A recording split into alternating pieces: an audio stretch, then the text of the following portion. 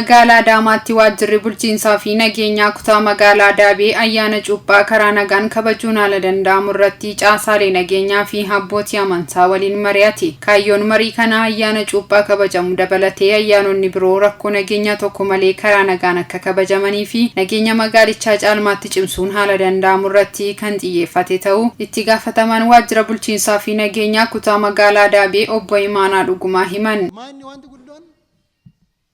Wanta hawaasa walitti buusu gochuu dhiisuudha. Isa irraa fagaachuudha jechaadha. Kanaaf isa kana abbootiin amantaa hordoftoota keessan mariisisuun, amansiisuun, tiksuun, koree keessan mariisisuun, amansiisuun, tiksuun murteessaadha wantoota dhorkaa ta'an hundaan durattu. Kan biraa inni guddaan manneen amantaa yoo amma gaaf sanbataa yoo walgeessan ergaa kana uummata hordoftootaaf dabarsuudha. Yeroodhaan bahuudha. Akkaataa caasaa kanaaf caasaa eegumsa bobba'e kanaaf seeraaf akka namni ajajamu taasisuudha. Bakki bakka amantaati. Itti dabaluunis qindoominni caasaa nageenyaa fi hawaasaa cimu akka qabu kaasaniiru. Jaalala tokkummaa labsuudhaaf, wal faana hojjechuudhaaf, wal kabajuudhaaf, wal faana jiraachuudhaaf yakkoota adda addaa naannoo kanaan dhufu ittisuudhaaf wal deeggaruuf waltumsuun murteessaadha waan jedhu sana kaasuu barbaadeetanii. Ajajaan qajeelcha poolisii kutaa magaalaa Daabee Komaander Iddoo Saabantii ayyaana cuuphaa kabajamu sababeeffachuun siyaasa isaanii karaa amantaa ibsachuu kan barbaadan of keessaa saaxiluun barbaachisaadha jedhan. Abbootii amantaa barbaanneef waliin mari'achuu barbaachisaa waan ta'eef amantaa keenya fakkaatanii waa baay'ee nu keessatti rakkoo uumuu danda'u tontaanis jiru jechuudha. Kanaaf hawaasa keenya mariisisaa jirra. Hawaasa bal'aas harkaa qabdu waan ta'eef abbootiin amantaan kamiyyuu hawaasa bal'aan harka keessan jira jechuudha. Yaa amantaan nagaa lallaba waan ta'eef hawaasa bal'aa sin jala jiru, dargaggeessa sin jala jiru akka deebiftaniif.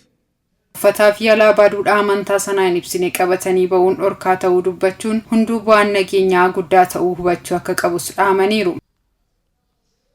Hojii nageenyaa achi keessaa haala nageenyaa amanticha sana amboreessu amanticha sana fakkaatee kan deemu dabarsitanii akka nuu kennitaniif odeeffannoo akka nuu kennitaniif siyaasa isaanii karaa amantiitiin dabarfachuu qaama barbaadutu jira jechuudha.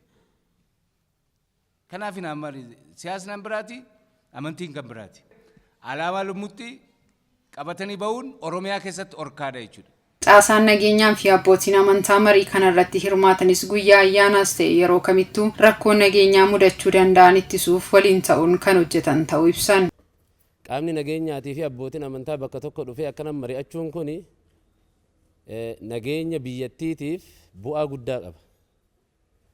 Maaliif jennaan dirqamaa fi itti gaafatamummaa qabnu hunda nuti lameen yoo beekne qaamni lameen kun yoo beeke biyyattiif nageenya nin bu'a jedheetiin waan yaaduuf nageenya biyyattiitiif abbootiin amantaatiif qaamni nageenyaa yoo walirraa dubbisanii wal hubatanii yoo harka wal qabannee deemne yoo walii galle wal kabajnee gartee jaalalaan yoo ka wal jala yaanu taate jechuudha. Kan biraa waa'ee nagaa hoggaa kaasnu nageenya kaa waan kaa galannaa ga'u nus kadhannaa hin kadhannaa gandi wajjin jira caasan wajjin jira milishaan poolisiin nurraa adda baheen beeku xiqqoo ka warri magaalarraa xiqqoo godhe bahu xiqqoo sodaachisa. Yaa sodaachisu malee milishaanis poolisiinis caasanis gaachana sirnaa hundumtuu halkan guutuu naannoo marsanii teeganii wanta haarawaa miti ammas akkasumatti taafufuun jedha Waaqa wajjin.